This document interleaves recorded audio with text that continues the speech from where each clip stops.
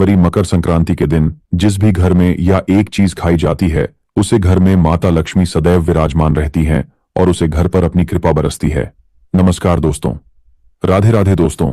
आज हम आपको मकर संक्रांति से जुड़े कुछ ऐसे महत्वपूर्ण बातों के बारे में बताने जा रहे हैं जिसे भारतीय संस्कृति में बहुत बड़ा महत्व है। दोस्तों, मकर संक्रांति से जुड़े हुए कुछ खास नियम और परंपराएं हैं जिसे हमारे हिंदू धर्म में बेहद ही महत्वपूर्ण माना जाता है। इसी के साथ आज हम आपको यह भी बताएंगे कि मकर संक्रांति के दिन घर में सभी परिवारजनों को कौन सी चीज खानी चाहिए जिससे माता लक्ष्मी आपके घर में आगमन करेंगे और आपके पूरे परिवार के ऊपर अपनी कृपा बरसाएगी। मकर संक्रांति पर तिल कब खरीदनी चाहिए? क्या मकर संक्रांति के बाद नया व्रत शुरू किया जा सकता है? महाकुंभ में स्नान करने की क्या विधि और मान्यताएं हैं?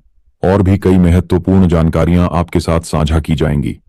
लेकिन उससे पहले अगर आप भी चाहते हैं कि माता लक्ष्मी का आशीर्वाद आपके ऊपर सदैव बना रहे तो इस वीडियो को एक लाइक करके आपके अपने चैनल द राधे वॉइस को सब्सक्राइब कर लें और कमेंट बॉक्स में जय लक्ष्मी माता लिखकर अपनी हाजिरी अवश्य लगाए। मकर संक्रांति का पर्व हर साल 14 या 15 जनवरी को मनाया जाता है।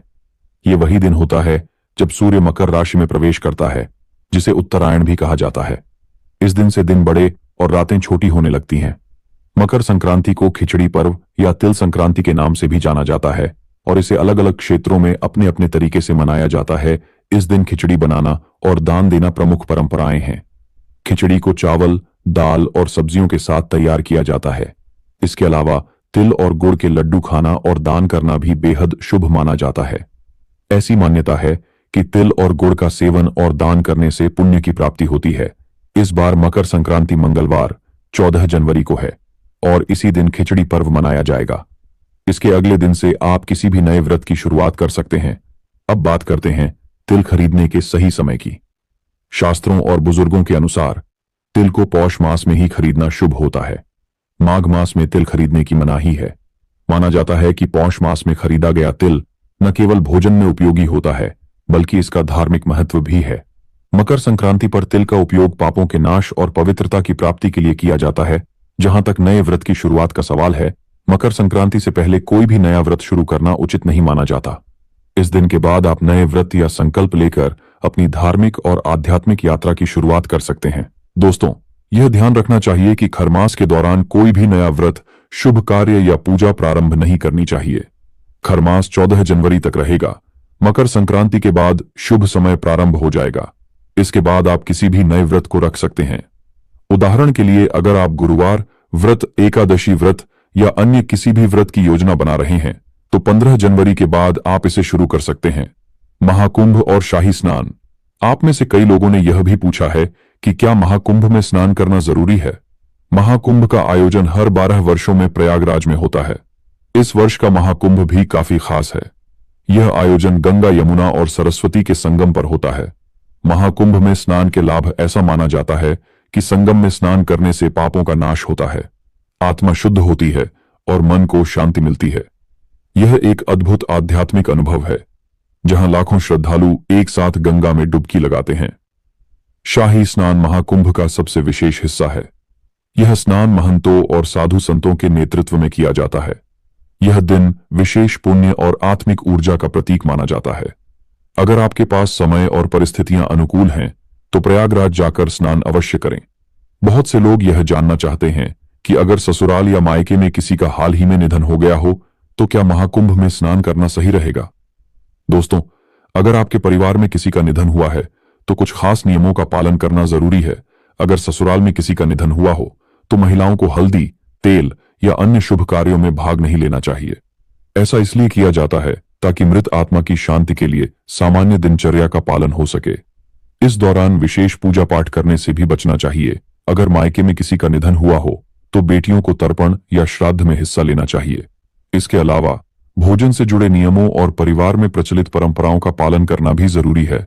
सर्दियों के मौसम में गले की समस्याएं आम हो जाती हैं। ऐसे में अपना ध्यान रखना बहुत जरूरी है। गर्म कपड़े पहनें और अदरक तुलसी वाली चाय का सेवन करें ताकि ठंड से बचा जा सके। मकर संक्रांति के दिन दान करना अत्यंत पुण्यदायक माना गया है। इस दिन तिल, गुड़, खिचड़ी, कंबल और अन्न का दान करना न केवल पवित्रता प्रदान करता है बल्कि समाज में सहयोग और दया की भावना को भी बढ़ावा देता है।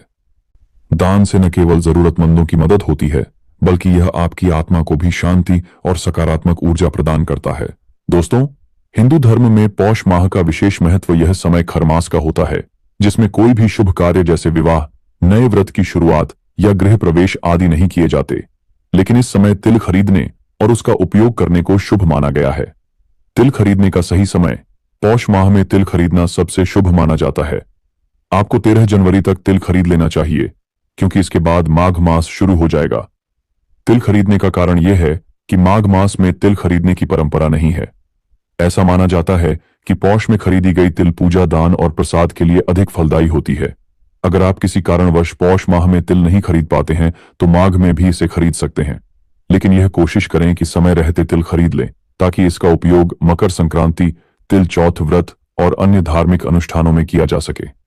मकर संक्रांति 2025 में 14 जनवरी को मनाई जाएगी। मकर संक्रांति पर दान का विशेष महत्व। इस दिन स्नान के बाद दान करने से कई गुना पुण्य की प्राप्ति होती है। मकर संक्रांति पर दान करना बहुत ही पुण्यदायक माना जाता है।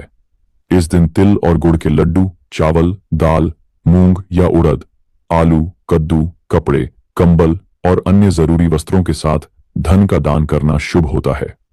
ऐसा माना जाता है कि इस दिन दान करने से आपके जीवन में सुख समृद्धि आती है और पुण्य का लाभ मिलता है। दान करने से पहले स्नान करें और सभी दान सामग्री को एक स्थान पर सजा लें। सामग्री को छूकर भगवान विष्णु या सूर्य देव का ध्यान करें और इसे किसी जरूरतमंद व्यक्ति को दान करें।